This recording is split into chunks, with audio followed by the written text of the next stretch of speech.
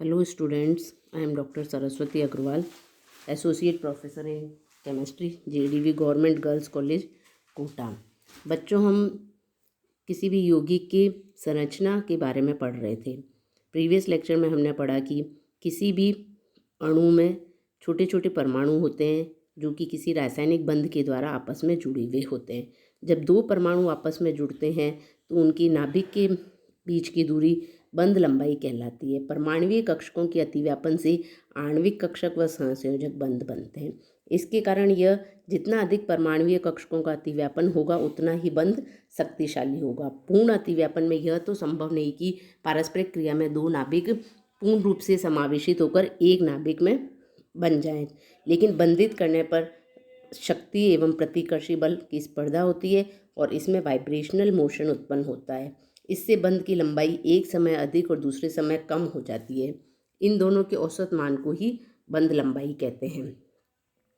साधारण यौगिक ए व बी में दोनों परमाणुओं की विद्युत ऋणताएं समान होने पर उनके मध्य उपस्थित सहसंयोजक बंध ए बी की लंबाई दोनों परमाणुओं की सहसंयोजक त्रिज्याओं क्रमशः आर ए व आर बी के योग के बराबर होगी।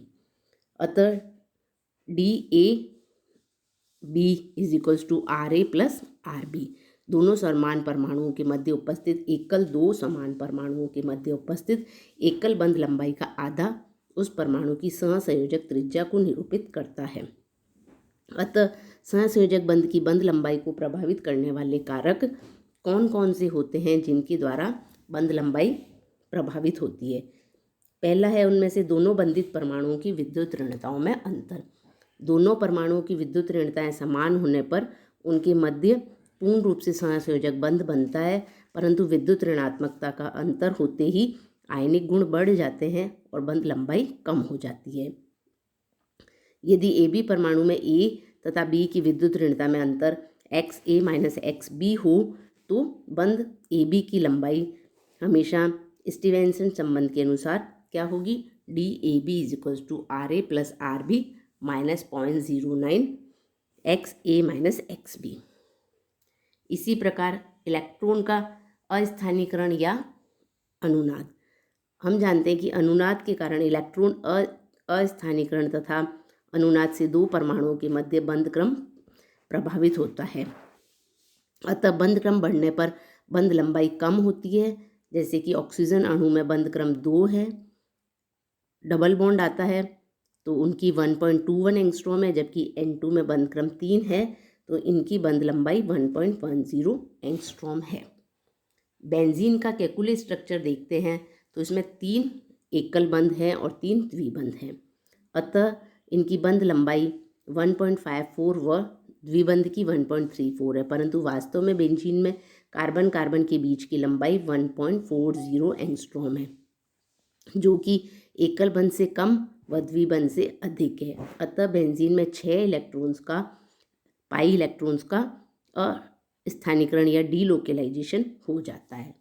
इसी प्रकार यदि संकरण होता है, परमाणुओं के संकरण में एस कैरेक्टर जितना अधिक होगा उनके मध्य की दूरी कम होती जाएगी। अब यदि हम अतिव्यापन देखें कि sp3 सिंगल बॉन्ड बनता है तो उनकी बॉन्ड लेंथ 1.54 होगी और sp3 sp2 1.51, sp3 sp 1.46, sp2 संकरण है तो 1.46, sp2 sp संकरण है 1.45 एवं sp संकरण है तो उनमें एकल बंध की बंध लंबाई 1.37 है। इससे स्पष्ट हो रहा है कि एकल बंध की बंध लंबाई बंधित कार्बन परमाणु की संकृत अवस्था में s गुण बढ़ने पर घटती है। इसी प्रकार यदि हम कार्बन के साथ दूसरे परमाणु की बंधता देखें तो उनमें बंध लंबाई में इन यौगिकों की बंध लंबाई को एक्सरे एनालिसिस व स्पेक्ट्रोस्कोपी के द्वारा ज्ञात करते हैं तो बंध लंबाई किसी भी अणु की संरचना, बंध सामर्थ्य व बंध परमाणुओं के मध्य विद्युत ऋणता के अंतर को ज्ञात करने में सहायक होती है। इस प्रकार हम किसी भी अणु की संरचना के बारे में व्याख्या कर सकते हैं।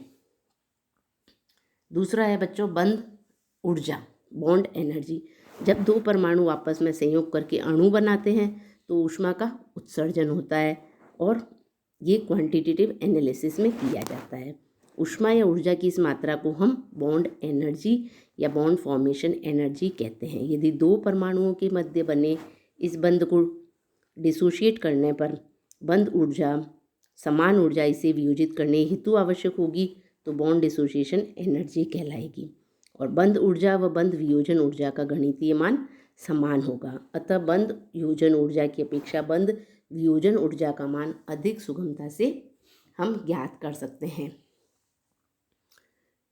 किसी भी कार्बन कार्बन एकल बंध की बंध ऊर्जा 345.6 किलो जूल प्रति मोल है, और इसी प्रकार कार्बन कार्बन द्विबंध की 602 किलो जूल प्रति मोल आती है। इस टेबल में हमने विभिन्न प्रकार के बंधों की बंध ऊर्जाओं को देखा है। इसके अनुसार यदि कोई बाय एटॉमिक मॉलिक्यूल है तो बंध ऊर्जा और बॉन्ड डिसोसिएशन एनर्जी में कोई अंतर नहीं होता है, परंतु ऐसे अणु जिनमें दो या दो से अधिक समान प्रकार के बंध हों तो वहाँ औसत ऊर्जा ज्ञात कर लेते हैं, एवं औसत बंध ऊर्जा एवं बंध वियोजन ऊर्जा में महत्वपूर्ण अंतर होता है। जैसे मेथेन के 1 मोल को कार्बन के 1 ग्राम परमाणु एवं हाइड्रोजन के 4 ग्राम परमाणु से वियोजित करने पर हमें 1644 किलो जूल प्रति मोल की आवश्यकता होती है। चूँकि मेथेन में 4 CH बंध है, अतः 1 CH बंध की औसत बंध ऊर्जा 411 किलो जूल प्रति मोल होगी। इससे उत्पन्न विचार होता है कि वियोजन की सुगमता मेथेन से लेकर सब में बराबर है, जबकि स्थिति इससे भिन्न है। वास्तव में प्रथम वियोजन ऊर्जा की ऊर्जा का मान 411 किलो जूल प्रति मोल न होकर 421.5 किलो जूल प्रति मोल है, और इस बंध वियोजन के लिए यह ऊर्जा बंध वियोजन ऊर्जा कहलाती है, जबकि औसत ऊर्जा 411 किलो जूल प्रति मोल है। अतः बंध ऊर्जा को बहुत से कारक प्रभावित करते हैं, जैसे बंधित परमाणुओं की विद्युत ऋणताओं में अंतर। बंधित परमाणु अर्थात किसी भी अणु में जो परमाणु होते हैं वो आपस में किसी रासायनिक बंध के द्वारा जुड़े हुए हैं। अतः बंधित परमाणु की विद्युत ऋणताओं का अंतर बढ़ने के साथ उनकी बंध ऊर्जा एवं अणु का स्थायित्व भी बढ़ता जाता है। इस उदाहरण में हम देखते हैं कि HX, जहाँ पर X क्या है, हैलोजन है, बंध स्थायित्व एवं सामर्थ्य उनका देखा जाए HF molecule, HCl molecule, HBr molecule एवं HI मॉलिक्यूल, इनकी विद्युत ऋणताओं में अंतर देखा जाए तो HF मॉलिक्यूल में दोनों परमाणुओं की विद्युत ऋणताओं में अंतर 1.9 है, एवं HI में ये 0.4 है। अतः बंधित परमाणु की विद्युत ऋणताओं में जितना अधिक अंतर बढ़ता है, बंध ऊर्जा एवं अणु का स्थायित्व भी बढ़ता जाता है।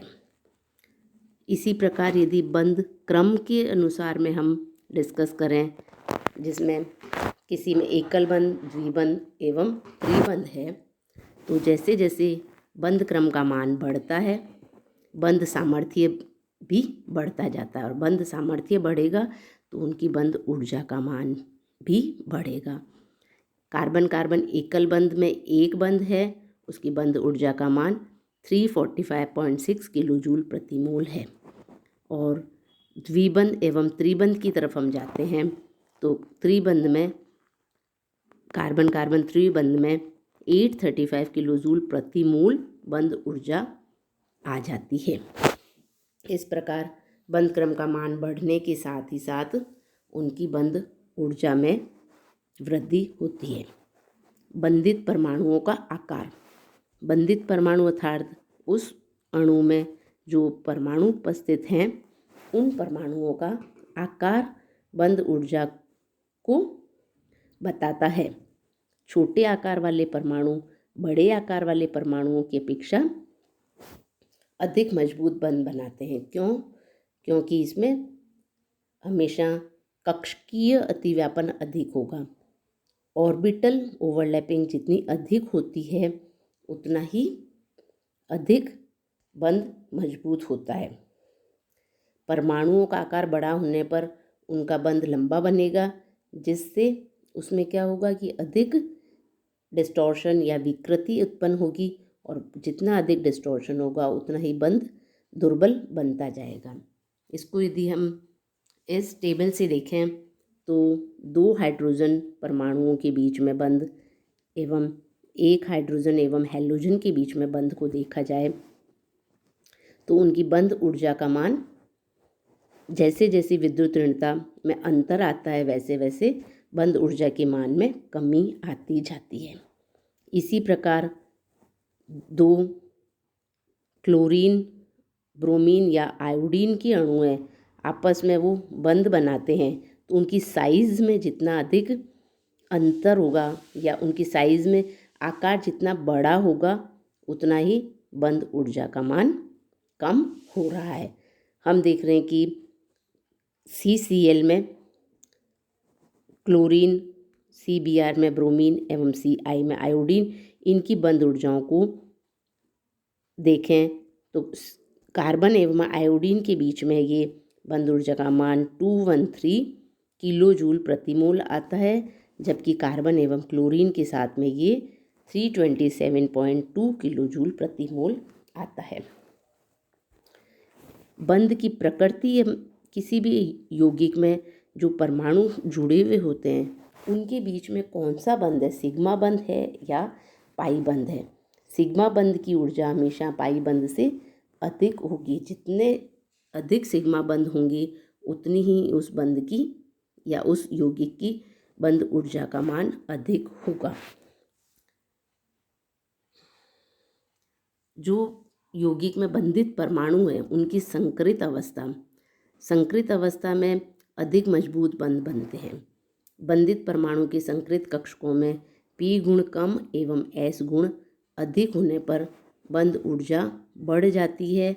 जैसे कि CH मॉलिक्यूल है जिसमें कार्बन sp3 संकृत अवस्था में है, दूसरे में कार्बन द्विबंधित है तो sp2 संकृत अवस्था में है, और यदि कार्बन त्रिबंधित है तो वो कार्बन sp संकरण की अवस्था में है।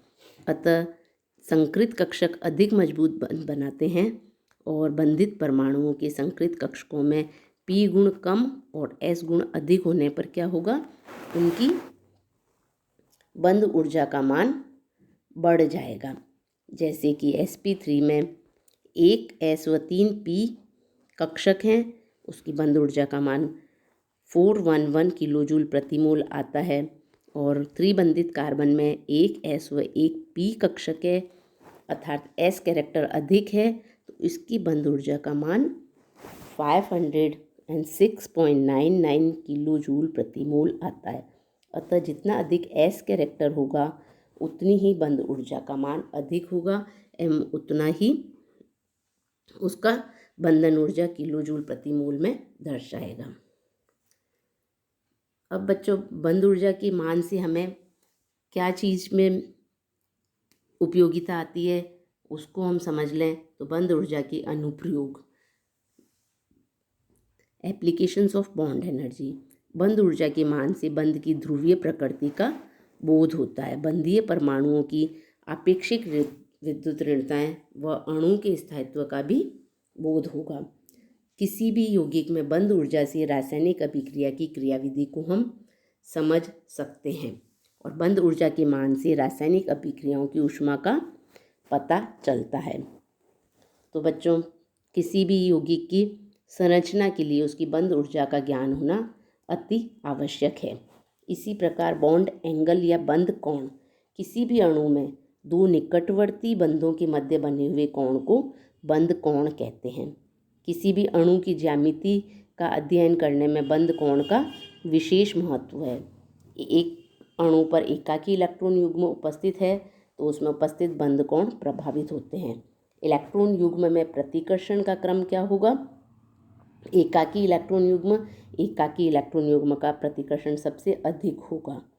यदि एकाकी इलेक्ट्रॉन युग्म एवं बंध युग्म है तो उसका पहले वाले से कम होगा, और यदि बंध युग्म है तो उनका प्रतिकर्षण सबसे कम होगा। बंध कोणों के आदर्श आकार में डिस्टॉर्शन को हम समझ सकते हैं। बंद कणों की विकृति तत्वों की विद्युत ऋणता से संबंधित है। जैसे मेथेन के 2 कार्बन हाइड्रोजन बंधों के मध्य 109 डिग्री 28 सेकेंड का कोण होता है। इसमें कोई भी एकाकी इलेक्ट्रॉन युग्म नहीं है। जबकि अमोनिया में 2 नाइट्रोजन व हाइड्रोजन बंधों के मध्य कोण यही 107.5 डिग्री है एवं जल के 2 अणुओं के बीच में ये 104.5 डिग्री का कोण होता है। क्योंकि अमोनिया में नाइट्रोजन परमाणु पर 1 एकाकी इलेक्ट्रॉन युग्म है एवं जल में ऑक्सीजन परमाणु पर 2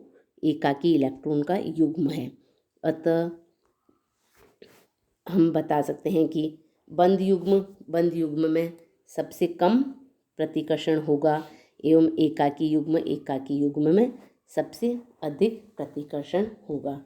तो इस प्रकार बंद कोण के द्वारा बंद के स्थायित्व मॉलिक्यूल या अणु के स्थायित्व को समझा जा सकता है।